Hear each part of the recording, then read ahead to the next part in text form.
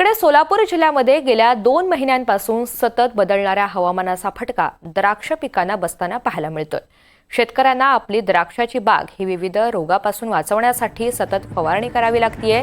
वाढलेल्या फवारणीमुळे शेतकऱ्यांच्या खर्चात प्रचंड वाढ होतीये। जिल्ह्यामधील द्राक्ष बागांना भुरी, मिली, थ्रिप्स, दावण्या अशा विविध रोगांची लागण झाली आहे। दरम्यान या सगळ्या संदर्भात आढावा घेतलेला आहे आमचे प्रतिनिधी सौरभ वाघमारे यांनी। पाहूया।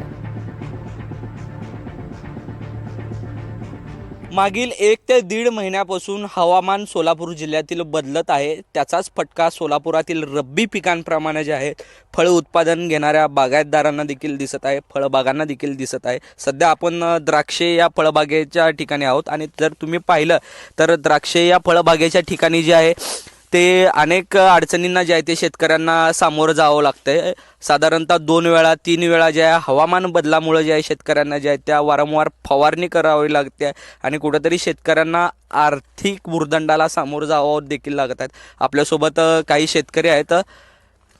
बाबा, काय किती दिवसापासून फवारणी करताय, म्हणजे काय हवामान बदलाचा परिणाम जाणवतोय का?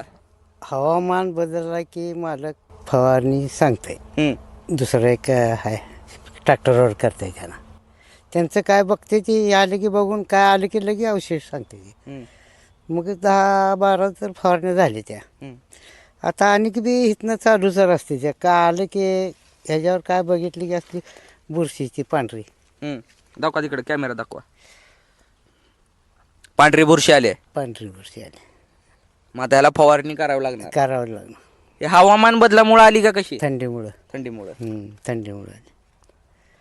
किती एकराचा प्लॉट आहे आपला टोटल? समजा 10-15 एकरच आहे, पण त्याच्यातलं 4 एकर तर गेलं म्हणजे घडच लागला नाही का? मालच नाही लागला, काहीच नाही, सोडून दिली ती, पाक सोडून दिलं, काय करत त्याला खर्च करून। म्हणजे घाट्यात गेलं का? गाठ्यात गेले ते 2 आणि 3 एकर गाठ्यात गेले ती, 3-3.5 एकर। एकराला किती खर्च येतो साधारणतः? ते त्यांना माहीत, आपल्याला एवढं काय आहे तरी अंदाजे? भरपूर येते ना।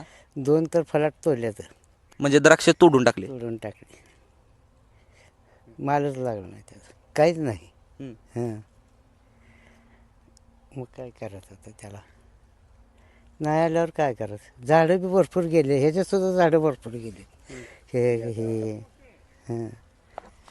एकंदरीत शेतकऱ्यांच्या ज्या भावना आहेत ना, त्या हवामान बदलाचा तोटा कसा झाला यातून शेतकऱ्यांच्या भावना ज्या आहेत ते दिसून येत आहेत। व्हिडिओ जर्नलिस्ट विजय आवटे यांच्यासह सौरभ वाघमारे, NDTV मराठी, सोलापूर।